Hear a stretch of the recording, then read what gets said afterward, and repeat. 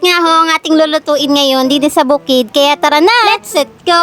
Agad na nga akong pumunta sa sapa para hugasan ng nabili naming karne ng baboy kanina. Bali 2 kilong karne nga ho ang gagamitin namin. Gawa ng buong barangay kasi ang papakainin namin mga kauragon. Agoy, kala mo naman kasya ng 2 kilo para sa buong barangay. Charing! Pinakuha ko na nga rin dyan si Roberto ng gagamitin naming nyog mamaya para sa aming gata. Sabi ko nga ho ay 2 nyog ang kunin niya para creamy ang gagawin naming Bicol Express mamaya. Ay, creamy daw. Sana all.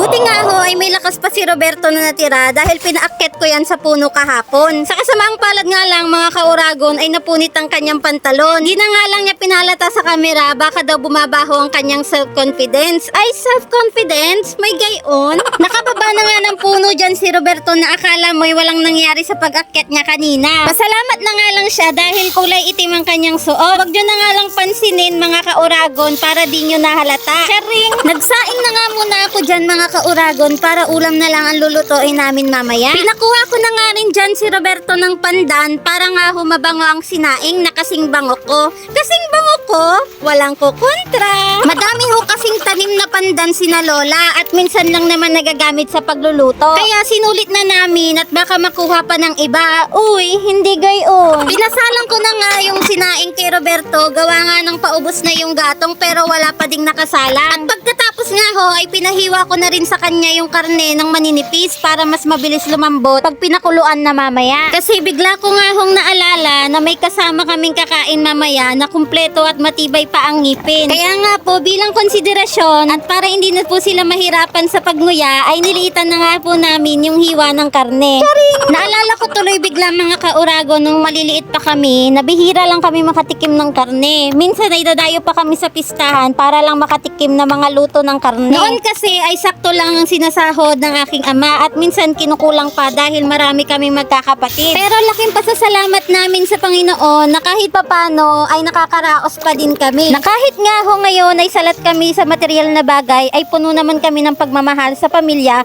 at pananalig sa Diyos. Na kahit may sarili kaming plano ay yung plano pa din niya ang mas the best. Thank you Lord! At ngayon pinasok namin ang mundo ng vlogging para kahit papano ay mabigyan namin sila ng mas magandang buhay. Uy, magandang buhay daw? Sana all. Hindi man madali pero kakayanin dahil may mga taong naniniwala at sumusuporta sa amin. Sabi nga sa kasabihan, kung may tiyaga, may nilaga. Uy, nilaga, siramsa na. At mabalik nga tayo mga kauragon sa aking niluluto. Pagpasensyahan nyo na nga ho ang mahaba kong teledrama. Isiningit ko nga lang ho at baka tayo maipalabas sa magpakailanman at KMJS. Sana all, charing! At matapos ko na nga hong mahiwa ang lahat ng ingredients, pinabiyak ko na nga ho kay Roberto yung nyog at di na nga niya tinapon ng sabaw para inumin daw namin at mapawi ang uhaw ko. Ay, pagka-sweet naman. Uy, ano ba? Wag gayon. 2 pigang nga po ang ginawa ko sa gata mga kauragon para mas creamy ang sauce ng ating Crispy Bicol Express mamaya. At nang tuluyan na nga lumambot ang karne ay pinaahon ko na nga ito sa kawali para mapalamig ng konti at maihanda na sa matinding pagpiprito mamaya. Ay, matindi daw? Talaga ba? Inumpisahan ko na nga igisa ang mga rekado para makagawa na ako ng Bicol Express sauce. At sinunod ko na nga ilagay dyan ang natirang sabaw sa pinagkuluan ng karne kanina para mas malasa ang ating sauce. Nilagay ko na nga rin dyan yung pangalawang piga at tinimplahan ko na rin ng pampalasa nating asin at paminta. At nang kumulo nga ay nilagay ko na rin yung unang piga at haluin lang natin ito at antayin kumulo. At nilagay ko na nga rin yung pula at green na sili para kumapit na ang anghang sa ating sauce. At ayan na mga kauragon, sa wakas okay na ang ating sauce. At ngayon pupunta na tayo sa most challenging na part. At dahil nga po exciting ang part na ito ay si Roberto nga ho mga kauragon ang pinagprito ko ng karne.